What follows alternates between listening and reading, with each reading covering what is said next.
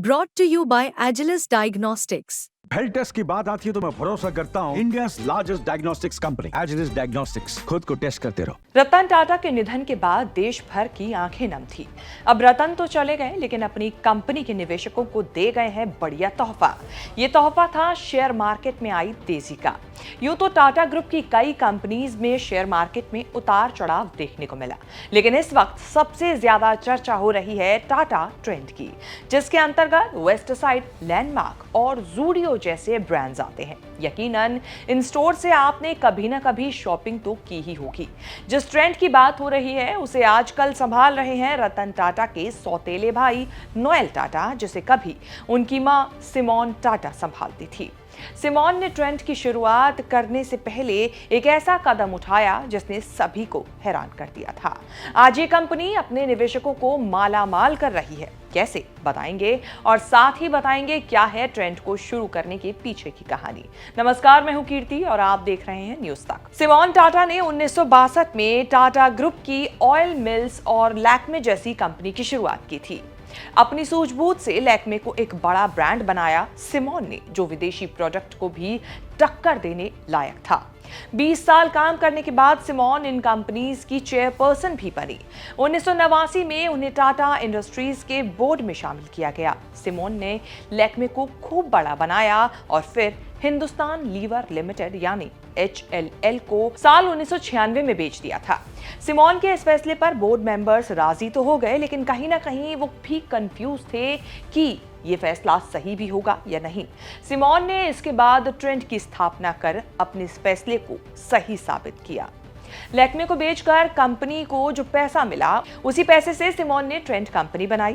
Trend limited के अंदर Tata group की रिटेल फैशन चेन है, जिसमें वेस्टसाइड, लैंडमार्क, एक बुक स्टोर और ज़ूडियो जैसे स्टोर्स शामिल हैं। सिमोन ट्रेंड में 30 अक्टूबर 2006 तक गैर कार्यकारी चेयरमैन पद पर काम करती रही, जिसके बाद नोएल टाटा ने पूरी तरीके से इसकी जिम्मेदारी संभाल ली। हालांकि 1998 में नोएल टाटा ट्रेंड लिमिटेड के मैनेजिंग डायरेक्टर बन चुके थे। उस समय ट्रेंड भारतीय खुदरा बाजार में एक छोटी कंपनी थी जो एक ही स्टोर चलाती थी। नोएल के नेतृत्व में ट्रेंड ने काफी विस्तार किया, जो पूरे भारत में एक स्टोर से बढ़कर 823 तक पहुंच चुकी है। आज ट्रेंड टाटा ग्रुप की चौथी सबसे बड़ी कंपनी है, जो TCS, टाइटन और टाटा मोटर्स के बाद आती है। ट्रेंड लिमिटेड टाटा ग्रुप की उन कंपनियों में से एक है जिन्होंने शेयर बाजार में निवेशकों को सबसे ज्यादा कमाई कराई। बीते 25 साल में कंपनी के शेयर ने निवेशकों को 45,650% तक रिटर्न दिया है। हाल ही में ट्रेंड लिमिटेड का शेयर 52 हफ्तों के हाई के साथ 8,345.85 रुपए पर पहुंचा था। अगर किसी ने करीब 25 साल पहले 1 लाख रुपए का निवेश ट्रेंड में किया होगा तो उसकी वैल्यू आज 4.5 करोड़ रुपए से ज्यादा की हो गई है। खास बात यह है कि अक्टूबर 1998 को कंपनी का शेयर महज 18 रुपए से भी कम था, जो कि अब बढ़कर लाखों करोड़ में पहुंच चुका है। बता दें कि नोएल टाटा ग्रुप की कई बड़ी पोजीशंस पर हैं। 2019 में sir Ratan Tata trust board में शामिल हुए और 2018 में टाइटन कंपनी के उपाध्यक्ष यानी कि वाइस प्रेसिडेंट बने। इसके बाद मार्च 2022 में टाटा स्टील के भी वाइस प्रेसिडेंट बने। Noel sir Ratan Tata trust और सर दोराबजी टाटा ट्रस्ट के ट्रस्टी भी हैं, जिनके पास टाटा सन्स का 66% हिस्सा है। रतन टाटा के निधन के बाद नोएल टाटा को टाटा ट्रस्ट के नए चेयरमैन के रूप में चुना गया।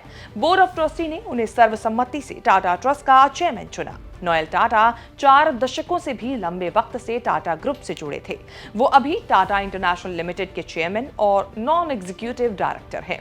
जैसा कि हमने बताया, वो इनके अलावा भी टाटा ग्रुप की कई बड़ी पोजीशंस पर रहे हैं। टाटा ग्रुप की कई कंपनीज में टाटा इंटरनेशनल के MD रहते हुए उन्होंने 2010 से 2021 के बीच कंपनी का रेवेन्यू $50 लाख से $3 अरब तक बढ़ा दिया था। जिन्हें नहीं पता उन्हें बता दें कि टाटा ग्रुप की स्थापना 1868 में जमशेदजी नसरवानजी टाटा ने की थी। आज ग्रुप का कारोबार पूरी दुनिया में है। 100 से ज्यादा देशों में 100 से ज्यादा कंपनियां टाटा ग्रुप की हैं और इसका बाजार पूंजीकरण जो है वो $403 अरब यानी लगभग 33.7 ट्रिलियन रुपए है। उम्मीद है आपको ये रिपोर्ट पसंद आई होगी। अगर इस तरह की खबरें आप आगे भी हमारे साथ देखना चाहते हैं तो न्यूज़ तक को सब्सक्राइब करना बिल्कुल ना भूलें।